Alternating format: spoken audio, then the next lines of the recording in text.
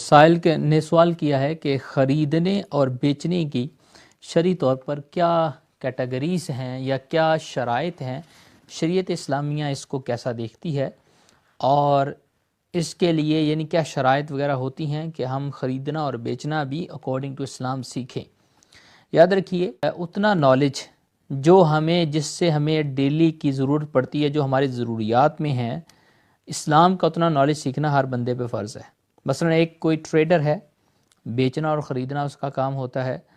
تو لہٰذا اسے بیچنے اور خریدنے کے جو اسلامی اصول ہے اسے سیکھنا ضروری ہے۔ اگرچہ اس نے انگریزی اصول سارے پڑھے ہوئے ہیں، وہ اچھا بزنس مین ہے، اچھا ٹریڈر ہے، اچھا ٹریڈنگ کرنے والا ہے، اس نے سارے اصول پڑھ رکھے ہیں، لیکن اسلامی اصول سیکھنا بھی اس پہ فرض ہے تاکہ وہ ایسی کوئی چیز مس نہ کر دے اسلامی طور پہ جو ضروری ہے۔ جیسے خریدنے، اگر کوئی آپ چیز خرید رہے ہیں اس کے بھی اصول ہیں، بیچنے کے بھی اصول ہیں۔ کوئی بھی چیز آپ بیچنا چاہ رہے ہیں تو اسلامی شریعت کے مطابق آپ کو ضروری ہے، آپ پر ضروری، اگر آپ کوئی ڈیفیکٹ اس کے اندر جانتے ہیں، اس چیز میں کوئی ڈیفیکٹ ہے تو آپ وہ مینشن کریں۔ کس کو مینشن کریں؟ جو اسے خریدنا چاہتا ہے، وہ کوئی بھی ہو، کافر ہو یا مسلمان ہو، آپ مینشن کریں کہ اس کے اندر یہ ڈیفیکٹ، یہ عیب ہے، اور اس عیب کے ساتھ اگر آپ خریدنا چاہتے ہیں تو ٹھیک ہے، یہ خرید لیں، آپ کے سامنے ہے۔ اور اگر آپ اس ڈیفیکٹ کو یعنی مینشن نہیں کرنا چاہتے ہیں، یا یہ آپ چاہتے ہیں کہ اگر میں ڈیفیکٹ ایگزیکٹ مینشن کروں گا تو میری چیز نہیں بکے گی، حالانکہ یہ چھوٹا سا عیب ہے، تو کم از کم یہ الفاظ کہنا ضروری ہے بیچنے کے لیے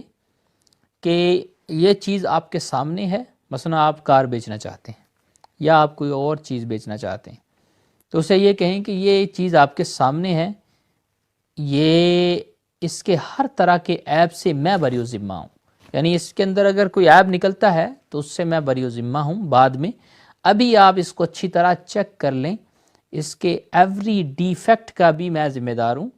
اس کے بعد میں بری ذمہ ہوں۔ تو یہ سنٹنس بھی آپ بولیں گے تو وہ بھی چوکنا ہو جائے گا، تو وہ ہر چیز کو دیکھ بھال کر خریدے گا۔ تو لیکن اتنے جملہ کہنے سے آپ بری ذمہ ہو جاتے ہیں، لہٰذا وہ اگر اس عیب کے ساتھ اسے خرید لیتا ہے تو آپ پر شرعی طور پہ کوئی گرفت نہیں آتی۔ تو یہ ایک وہ چیز ہے کہ اس یعنی کہ جملے کے ساتھ بھی آپ چیز کو بیچ سکتے ہیں، لیکن بیسٹ کیا ہے جس سے اپنا دل مطمئن ہو، میرا دل مطمئن ہو، وہ یہ ہے کہ اگر واقعی آپ جانتے ہیں کہ اس میں کوئی ڈیفیکٹ ہے تو اسلامی شریعت کے مطابق چیز بیچنے سے پہلے آپ اس ڈیفیکٹ کو مینشن کریں، اس عیب کو مینشن کریں، اور پھر اس کے بعد بیچیں، تو اب جو اس کی ٹوٹل انکم ہوگی آپ کے لیے حلال بھی ہے اور آپ کے دل کے لیے اطمینان بخش بھی ہے۔ اور یہ تھا بیچنے کا ایک اصول۔ دوسرا، ہماری شریعت اسلامی یہ کہتی ہے جس چیز کو آپ نے بیچنا ہے فزیکلی اس کا وجود بھی پایا جائے، اور دوسرا وہ آپ کی اونرشپ میں بھی ہو۔ آپ ایسا نہیں کر سکتے کہ کسی کی اونرشپ میں وہ چیز پڑی ہوئی ہے تو آپ نے بیچنے کے لیے لگائی ہوئی ہے، آپ نے ادھر کانٹریکٹ بیچنے کا کر بھی لیا، فیس بک پہ آپ نے لگا دی یا مارکیٹ پلیس پہ آپ نے لگا دی، حالانکہ وہ چیز آپ کی اونرشپ میں نہیں ہے، اور فیس بک کے ذریعے آپ کا کانٹریکٹ بھی ہو گیا، بیچنے اور سیلنے اگریمنٹ بھی ہو گیا کہ میں نے بیچ دی، اس نے کہا میں نے خرید لی، اتنے کی قیمت طے پائی، لیکن وہ چیز آپ کی اونرشپ میں نہیں ہے۔ آپ پھر بعد میں وہ چیز آرڈر کرتے ہیں اور آرڈر کر کے اس چیز کو اس تک پہنچا دیتے ہیں، تو یہ بیچنے اور یعنی اس کا جو اصول ہے، بیع کا جو اصول ہے، اس کے خلاف ہے۔ شریعت اسلامیہ یہ کہتی ہے کہ جب بھی آپ کوئی چیز بیچیں وہ آپ کی اونرشپ میں ہونا ضروری ہے۔ اس کا بیسٹ طریقہ کیا ہے کہ آپ پہلے خرید لیں اس چیز کو اور اس کے بعد آپ اسے بیچیں۔ اگرچہ آپ نے فیس بک پہ پہلے لگا رکھی ہے، اس کی آفرز آپ کو مل رہی ہیں، آپ نے دیکھا کہ یہ آفر ملی ہے، ابھی بیچنے اور خریدنا کا کوئی لفظ اس سے ڈن نہ کریں، پہلے چیز خرید لیں، ڈن بعد میں کریں،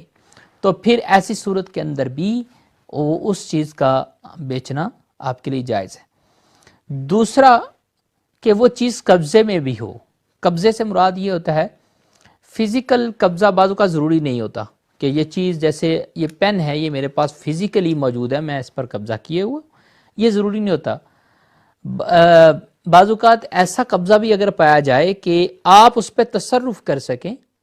آپ کے وہ مثلا میں اس کی مثال دوں، آپ نے فزیکل قبضہ نہیں کیا لیکن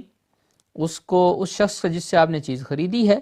اسے کہا کہ یار میرے گراج میں چھوڑ جاؤ، وہ گراج میں چھوڑ گیا، تو یہ گویا یہ بھی آپ کا قبضہ پایا گیا۔ یا آپ نے کہا فلاں سرٹن جگہ پہ چھوڑ جاؤ، یا کوئی بندہ آپ نے بھیج دیا اور اس نے اس کو لے لیا، تو یہ سارے قبضے کی صورتیں ہیں۔ شریعت اسلامیہ کہتی ہے کہ جب بھی آپ کوئی چیز بیچیں، آپ پہلے اس پہ آنرشپ ہو، پھر اس کے بعد قبضہ ہو، وہ چیز آپ بیچ سکتے ہیں۔ بہرحال یہ خریدنے اور بیچنے کے جو اصول ہیں یہ سیکھنا بہت ضروری ہے۔